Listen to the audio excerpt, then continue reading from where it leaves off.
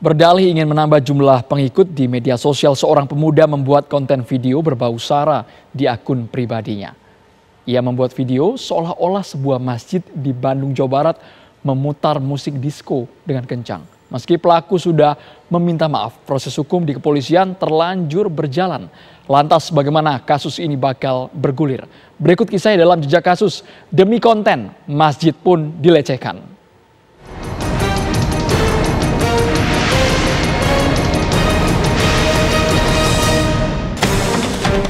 Guys, gue lagi jalan-jalan terus gue ngedengar suara ini.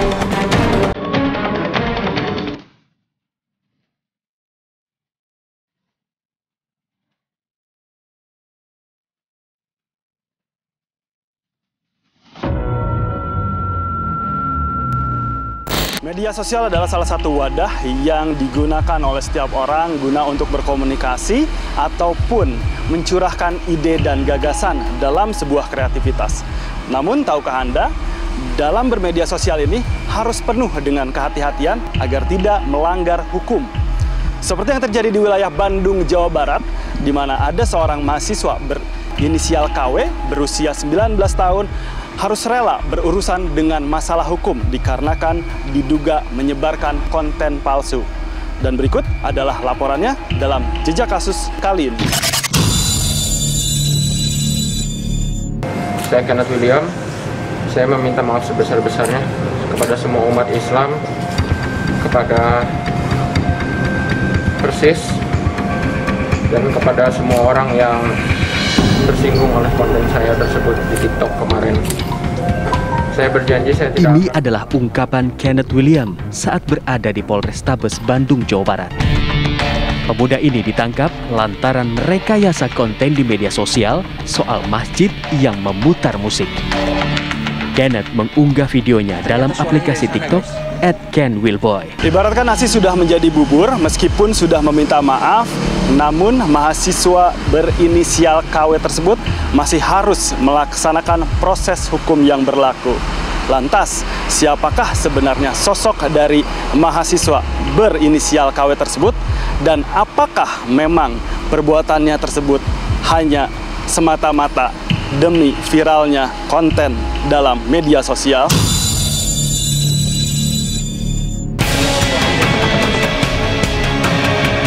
Video berisi tudingan bahwa Masjid Aliyah di Jalan Penjagalan Bandung memutar musik diskotik ini pun viral seketika. Guys, gue lagi jalan-jalan terus gue ngedengar suara ini nih. Ternyata suaranya dari sana, guys.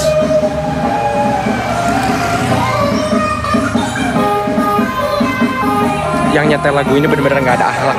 Kacau-kacau. Aduh, pusing gue.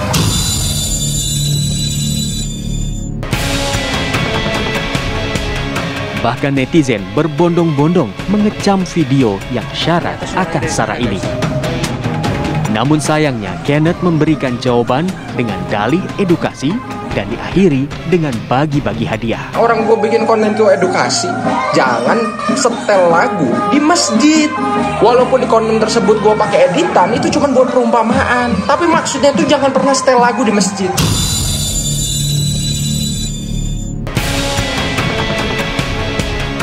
Dari hasil pemeriksaan, diduga kuat Kenneth merekayasa videonya hanya untuk menambah followernya di media sosial.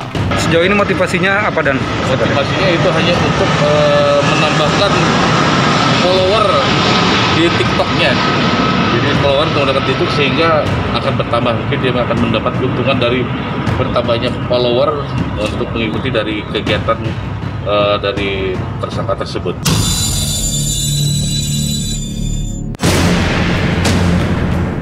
Usai ditangkap, Kenneth justru membantah bahwa konten yang ia rekayasa demi followers. Sang mahasiswa ini mengaku iseng dan hilaf. Saya Kenneth William, saya meminta maaf sebesar-besarnya kepada semua umat Islam, kepada Persis, dan kepada semua orang yang tersinggung oleh konten saya tersebut di TikTok kemarin. Saya berjanji saya tidak akan mengulanginya lagi. Motivasinya apa? Saya cuman kilaf, Pak, iseng, maaf. Ada yang nyuruh nggak sih? Enggak, sama sekali enggak. Konten berarti? Terus Ngejar konten? Hanya kilaf, Pak. nambah followers gitu sih? Hanya iseng. Padahal tuh saya punya mimpi dari dulu. Saya pengen suatu saat bisa bukan terkenal dengan cara yang seperti ini, tapi dengan yang mengharumkan bangsa. Kenapa tiba-tiba di masjid itu? Idenya muncul dari mana? Hilaf, Pak.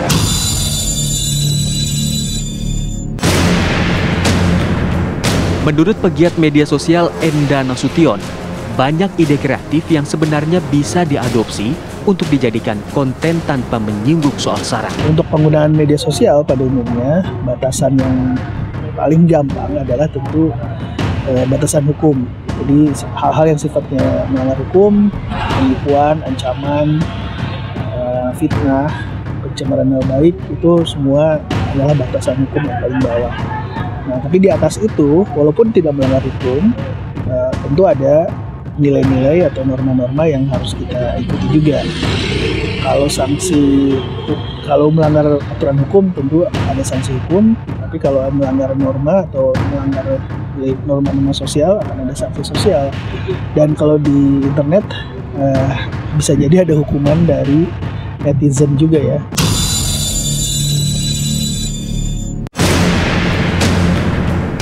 Kenneth William kini harus menunda kehidupan media sosialnya karena ia harus mempertanggungjawabkan perbuatannya di mata hukum. Kenneth dijerat pasal 45A ayat 2 Undang-Undang ITE dengan ancaman hukuman maksimal 6 tahun penjara. Guys, gua lagi jalan-jalan terus gua ngedengar suara ini.